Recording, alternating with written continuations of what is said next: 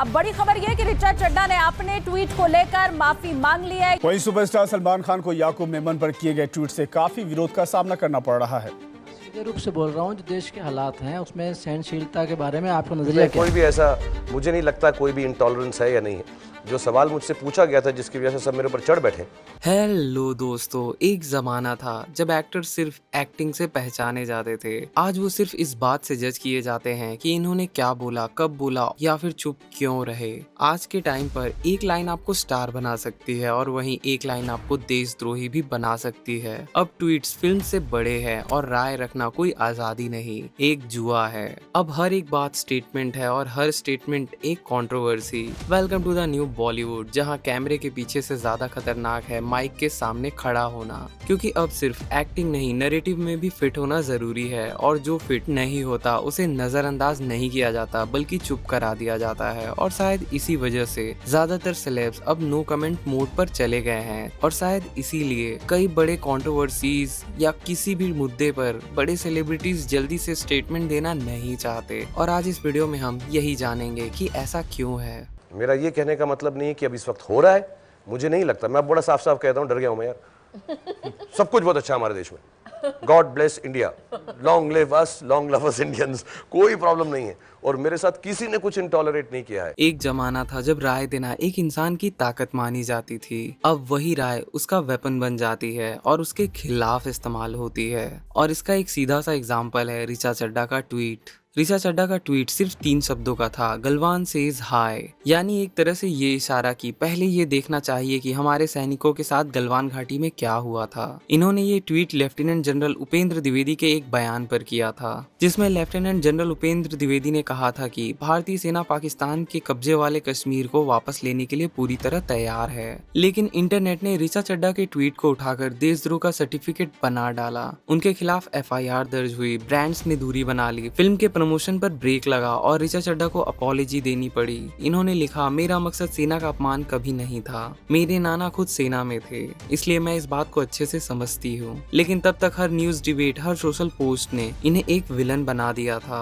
ये सिर्फ एक ट्वीट की कहानी नहीं थी, ये उस माहौल की तस्वीर थी जहाँ राय रखना और चुप रहने के बीच की रेखा अब धुंधली हो गई है। साथ ही ऋचा चड्ढा के इस ट्वीट ने एक बड़ा सवाल छेड़ दिया, क्या आज के भारत में सेना या नेशनलिज्म से जुड़े मुद्दों पर सवाल उठाना सीधा देशद्रोह मान लिया जाएगा? इस पर आपका क्या सोचना है, हमें कमेंट बॉक्स में जरूर बताएं। शाहरुख खान का मामला तो और भी दिलचस्प था। उन्होंने बस इतना कहा था कि देश में असहिष्णुता यानी इंटॉलरेंस बढ़ रही है। उनके शब्द थे, there is extreme intolerance in the country, there is growing intolerance. साथ ही इन्होंने ये भी जोड़ा कि धर्म के नाम पर नफरत फैलाना सरासर गलत है। बस इस एक लाइन ने उन्हें पाकिस्तान चले जाओ जैसी सलाह तक दिला दी।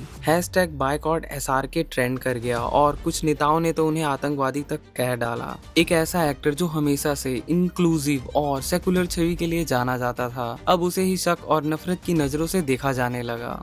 मेरा ये कहने का मतलब नहीं है कि अब इस वक्त हो रहा है, मुझे नहीं लगता। मैं बड़ा साफ साफ कहता हूँ, डर गया हूँ मैं यार। सब कुछ बहुत अच्छा है हमारे देश में। God bless India, long live us, long love us Indians. कोई प्रॉब्लम नहीं है और मेरे साथ किसी ने कुछ इंटॉलरेट नहीं किया है। इसी कड़ी में एक और नाम शामिल है, स्वरा भास्कर। स्वरा भास्कर ने CAA और NRC के खिलाफ खुलकर बोला और विरोध किया और बस यहीं से स्वरा भास्कर का करियर उस दिशा में मोड़ दिया गया जहां विचारधारा बॉलीवुड से बड़ा मुद्दा बन गई। यहाँ तक कि #बॉयकॉट स्वरा जैसे ट्रेंड ट्विटर पर बार बार चलने लगे और साथ ही इन्हें टुकड़े टुकड़े गैंग और एंटी नेशनल जैसे टैग्स दिए गए। और आप सोचिए, सोशल मीडिया पर इनके खिलाफ न सिर्फ गालियां बल्कि थ्रेट तक दिए गए। लेकिन मामला सिर्फ ट्रोलिंग तक नहीं रहा, इनके करियर में मेन स्ट्रीम रोल्स कम हो गए और OTT ही उनका आखिरी स्पेस बचा, यानी बॉलीवुड ने भी किनारा कर लिया। स्वरा ने खुद एक इंटरव्यू में कहा था, मैंने जो बोला वो संविधान के दायरे में था, लेकिन जिस तरह का रिएक्शन मिला उसने मुझे साफ कर दिया कि इस देश में कुछ भी कहने की कीमत चुकानी पड़ती है। सीरियसली गाइस, आज के दौर में सिर्फ बोलना काफी नहीं है, सोचना पड़ता है कि कौन सुन रहा है और वो उसे कैसे लेगा।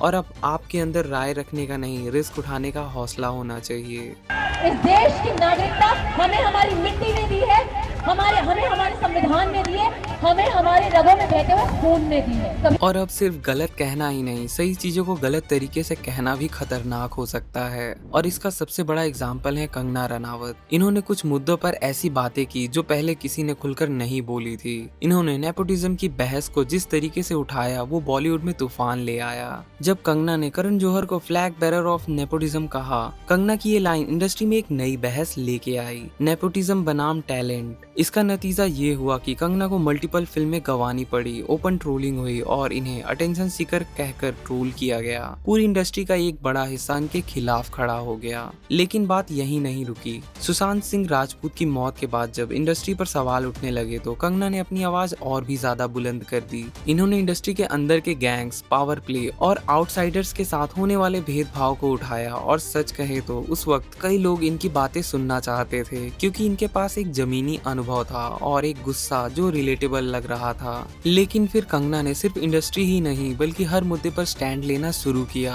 और वो स्टैंड अक्सर एक तरफा हो जाता था। जब इन्होंने किसान आंदोलन को खालिस्तानी प्रोपेगेंडा कहा तो वो एक ऐसा टर्निंग पॉइंट था जहां इनके वर्ड्स ने अटेंशन से ज्यादा डिवीजन क्रिएट किया। लोगों ने महसूस किया कि अब कंगना अपनी बात नहीं, एक एजेंडा पुश कर रही हैं। इसमें कुछ ऐसे स्टेटमेंट्स भी थे जो शायद कॉन्टेक्स्ट से बाहर निकल गए, लेकिन साथ ही उनकी डिलीवरी स्टाइल ने उन्हें और भी भड़काऊ बना दिया। और फिर जब इन्होंने कहा मुंबई फील्स लाइक अ पीओके तो मामला पर्सनल हो गया। वहाँ की लोकल पार्टी ने जमकर शोरगुल मचाया, बीएमसी ने उनका ऑफिस तक गिराया और पॉलिटिक्स ऑफिशियली इनके पब्लिक इमेज में घुस आई।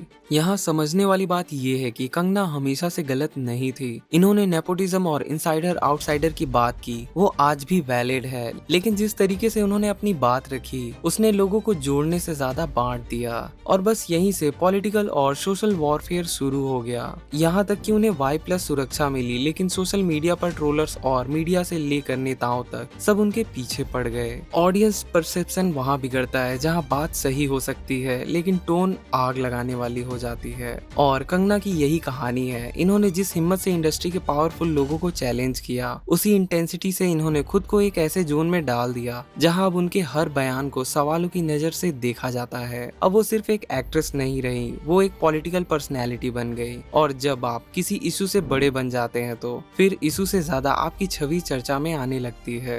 कभी कभी बात सिर्फ ये नहीं होती कि आपने क्या कहा, बल्कि ये होती है कि वो बात लोगों तक कैसे पहुंची। सलमान खान ने 2010 में एक पाकिस्तानी न्यूज चैनल को दिए इंटरव्यू में कहा था कि 26/11 की रिपोर्टिंग और पब्लिक रिएक्शन को इसलिए हाईलाइट किया गया क्योंकि हमला उन जगहों पर हुआ जहां हाई प्रोफाइल लोग मौजूद थे, जैसे ताज होटल, ओबराय और नरीमन हाउस। उन्होंने शायद मीडिया की इक्वालिटी पर बात की थी। उनका मकसद था मीडिया के रवैये पर सवाल उठाना कि कैसे कवरेज उस पर डिपेंड करता है कि कौन मारा गया। लेकिन इस बयान को लेकर जबरदस्त बैकलैश हुआ। लेकिन लोगों ने कहा कि सलमान 26/11 जैसे हमले को छोटा बता रहे हैं। और टेलीविजन डिबेट्स में सलमान खान की स्टेटमेंट को बार बार चलाया गया। सोशल मीडिया पर #ShameOnSalman ट्रेंड करने लगा, जिस पर सलमान खान को सफाई देनी पड़ी। इनकी PR टीम ने बयान जारी किया कि सलमान का मकसद आतंक का बचाव करना नहीं था बल्कि मीडिया के रवैये पर बात करना था। सलमान खान ने खुद कहा, मैं आतंकवाद को सपोर्ट नहीं करता, मेरी बात को तोड़ मरोड़ कर पेश किया जा रहा है। लेकिन तब तक बात लोगों तक जिस तरह पहुंची वो सलमान की मंशा से कहीं ज्यादा तेज और अलग थी। और यही वो दौर है जहां सेलिब्रिटी की हर बात को उनके कहने से पहले ही लोगों की राय तय कर देती है। आज एक सेलिब्रिटी के लिए कुछ भी कहना आसान नहीं है। हर बयान माइक्रोस्कोप के नीचे होता है, बारीकी से लोग देखते और सुनते रहते हैं। और सेलिब्रिटी होना अब सिर्फ स्टारडम नहीं, जिम्मेदारी और रिस्क दोनों बन गया है। I was just saying that life is equal. गरीब आदमी हो, अमीर आदमी हो, it is the same. Some attacks get more media coverage than the others. Why is that? I think every human life is as important. अब तो यहाँ बात थी स्टेटमेंट्स और ट्वीट्स की, जिसकी वजह से कंट्रोवर्सी खड़ी हुई। लेकिन अगर कोई खामोश रहे तब भी कंट्रोवर्सी खड़ी हो जाए, तब आप क्या करेंगे? और यहीं पर नाम आता है दीपिका पादुकोण का। दीपिका पादुकोण ने 2020 में JNU प्रोटेस्ट के समय बस कुछ मिनट स्टूडेंट्स के साथ खड़ी रही। ना कोई स्लोगन, ना प्रेस कॉन्फ्रेंस, ना ही उनका कोई बयान। उन्होंने कुछ भी नहीं कहा, बस एक साइलेंट प्रोटेस्ट किया। लेकिन उस कुछ मिनट के साइलेंस ने इतना शोर मचाया कि दीपिका पादुकोण की अपकमिंग फिल्म छपाक को बॉयकॉट तक किया जाने लगा। #बॉयकॉट छपाक ट्रेंड करने लगा। फिल्म की बॉक्स ऑफिस कमाई पर भी असर पड़ा और एक एक्ट्रेस जो कभी पॉलिटिक्स से दूर रहती थी अब वो पॉलिटिक्स का हथियार बना दी गई। आज के वक्त में साइलेंस भी डेंजरस टेरिटरी है। या तो आप बोलो या फिर साइलेंस को भी एक्सप्लेन करो, क्योंकि लोग अब हर हरकत से मैसेज निकालते हैं और वही मैसेज नैरेटिव बन जाता है। यहाँ तक तो फिर भी ठीक है, लेकिन जब अपनी कहानी बताना भी धमकी बन जाए तब। प्रियंका चोपड़ा ने बस एक इंटरव्यू में कहा कि आई वॉज कॉर्नर्ड इन बॉलीवुड। इन्होंने ऐसा एक पॉडकास्ट में कहा कि इन्हें बॉलीवुड फिल्मों से किनारे कर दिया गया था और इसलिए वो हॉलीवुड चली गई। इतना सुनने के बाद तो इंडस्ट्री में हड़कंप मच गया। इसके बाद कई पुरानी बातें फिर से वायरल होने लगी। कैसे उन्हें फिल्में ऑफर होना बंद हो गई थी, कैसे उनके खिलाफ गैंग काम कर रहा था, यहाँ तक कि लोग करण जौहर पर सवाल उठाने लगे कि क्या उन्होंने इसमें कोई रोल निभाया था। ये लाइन एक इंडिविजुअल के दर्द की कहानी थी, लेकिन मीडिया ने इसे एंटायर इंडस्ट्री वर्सेस आउटसाइडर बना दिया और जमकर कंट्रोवर्सी हुई। लेकिन प्रियंका का सवाल इंडस्ट्री के डार्क साइड को भी दिखाता है।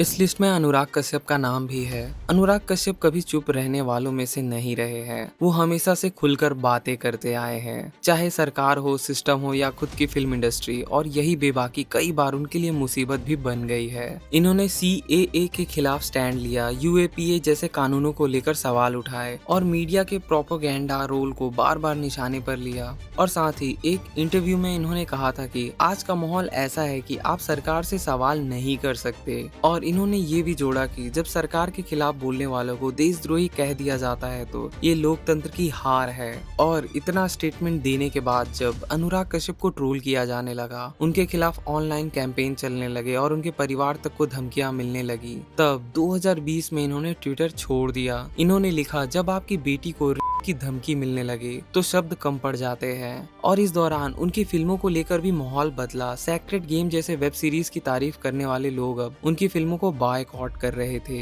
यहाँ तक कि उनका नाम अर्बन नक्सल जैसे टैग से जोड़ा जाने लगा। ये सारे लोग कोई फ्रिंज वॉइसेस नहीं है, ये लोग मेन स्ट्रीम से थे, लेकिन सिस्टम के खिलाफ बोले तो सिस्टम ने इन्हें साइड लाइन कर दिया। और इस लिस्ट में एक यंग सुपरस्टार का भी नाम है और वो नाम है सिद्धांत चतुर्वेदी। सिद्धांत चतुर्वेदी का नाम अचानक तब हर जगह दिखने लगा जब इन्होंने एक इंटरव्यू में अनन्या पांडे की बात पर सिर्फ एक लाइन बोली, जहाँ हमारे सपने पूरे होते हैं वहीं से इनके स्ट्रगल शुरू होते हैं। ये लाइन एक पंच थी और सच कहे तो उस वक्त ये एक इंडस्ट्री की असलियत जैसी लगी। आउटसाइडर्स ने इस पर क्लैप किया, मीम्स बने, रील्स बन गई और ट्विटर पर सिद्धांत को ट्रूथ टेलर कहा जाने लगा। लेकिन इस वायरल वीडियो के बाद जो हुआ वो उतना लाउड नहीं था पर बहुत कुछ कह गया। इन्हें कुछ जगहों पर रूड और मॉकिंग तक कहा गया। कुछ लोगों ने कहा कि इन्होंने अनन्या को इंटेंशनली शर्मिंदा किया। पब्लिक नैरेटिव बढ़ गया और सिद्धांत को ये भी समझ में आ गया कि सच बोलना A+ दिला सकता है, लेकिन लॉन्ग रन में साइलेंस ही सेफर ऑप्शन होता है। बाद में एक शो में उन्होंने साफ कहा कि मैंने वो बात एटीट्यूड से नहीं कॉन्फिडेंस से कही थी, लेकिन अब मैं थोड़ा संभल के बोलता हूँ। धीरे धीरे वो इंटरव्यू में कम बोलने लगे, ज्यादा गार्डेड दिखने लगे और मीडिया में उनका टोन काफी डिप्लोमेटिक हो गया है। एक एक्टर जिसने सच बोलकर सबका ध्यान खींचा था अब उस सच के बाद आई चुप्पी में कहीं गायब हो गया।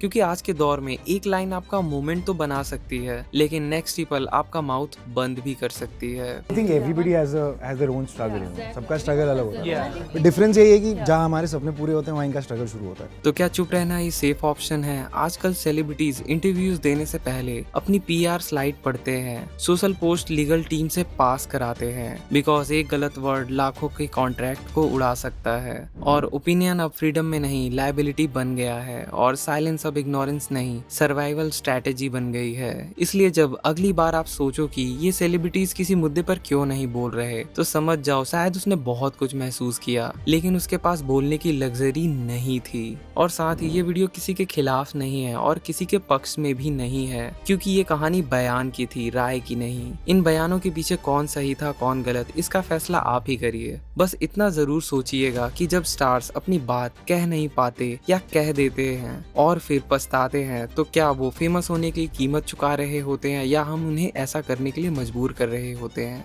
इस बारे में आपकी क्या राय है हमें कमेंट बॉक्स में जरूर बताएं, क्योंकि हम सभी के ओपिनियन अलग होते हैं, इसलिए कमेंट बॉक्स में जरूर लिखिएगा आप क्या सोचते हैं इस बारे में।